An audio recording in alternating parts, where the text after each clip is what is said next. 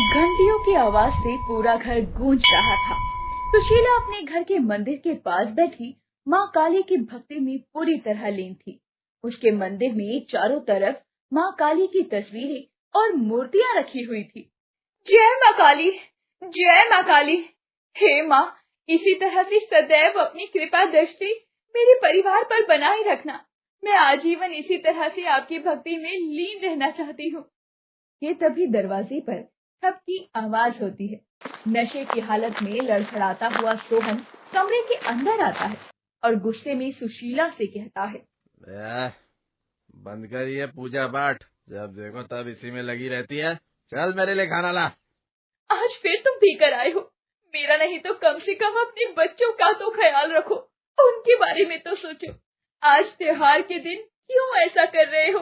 नशे की हालत में सोहन लड़खड़ाते हुए बोलता है, चुप कर, ज्यादा बकवास मत कर। मुझे तेरा ज्ञान नहीं चाहिए, समझी?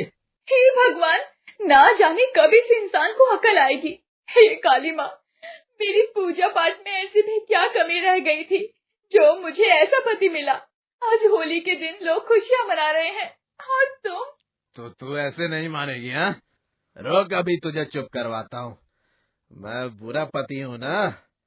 बड़ी काली माँ की भक्तिन बनती है तो बुला अपनी काली माँ को।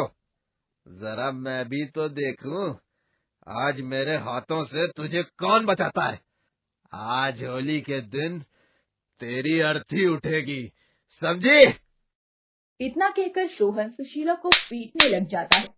वहीं पास में बैठे दोनों बच्चे डरे सहमे से थे और सोहन बड़ी बेदर्दी से सुशीला को पीट रहा था। आज होली थी।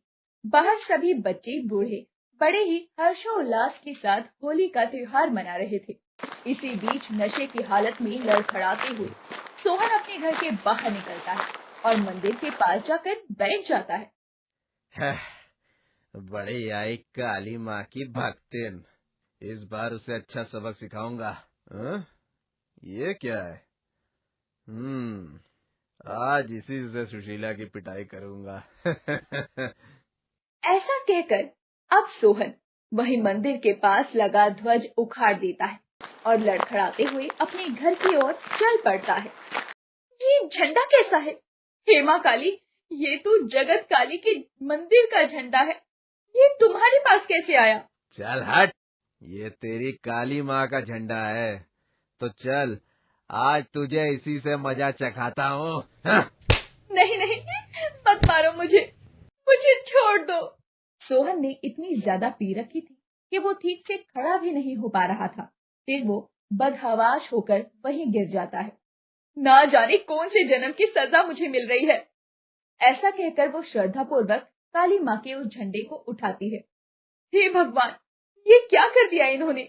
अब इन्हें मैं कैसे समझाऊं कि इनसे कितनी बड़ी गलती हो गई है। इन्हें क्षमा कर देना काली माँ। ये नहीं जानते कि इनसे क्या अनर्थ हो गया है। माँ काली के इस झंडे को मैं मंदिर में वापस रख देती हूँ। कल सुबह पंडित जी से बात करके इसे वापस मंदिर में रखाऊंगी। अगली सुबह एक चीख के साथ सोहन की आंख खुलती है। हे काली माँ, ये मेरे बेटे को क्या हो गया? सोनू, सोनू, ये सोनू को क्या हो गया? इसके पूरे शरीर में इतने बड़े बड़े दाने कैसे आ गए? देखिए ना जी, इसका पूरा शरीर बुखार से तप रहा है। मेरा बच्चा आंखें भी नहीं खोल पा रहा है। ये सब कुछ आपकी वजह से हुआ है। मेरी वजह से? हाँ, आपकी वजह से। कल नशे की हालत में आपने काली माँ के पवित्र झंडे को उखाड़ दिया था और देखिए, आपकी गलती की सजा मेरे बच्चे को मिल रही है। ये माँ काली का प्रकोप ही है। आपकी गलती की सजा मेरे बेटे को भुगतनी पड़ रही है। देखते ही देखते ये बात आग की तरह पूरे गांव में फैल जाती है। अरे पंडित जी, आपने कुछ सुना क्या? तुम किस विषय में बात कर रहे हो भुवन?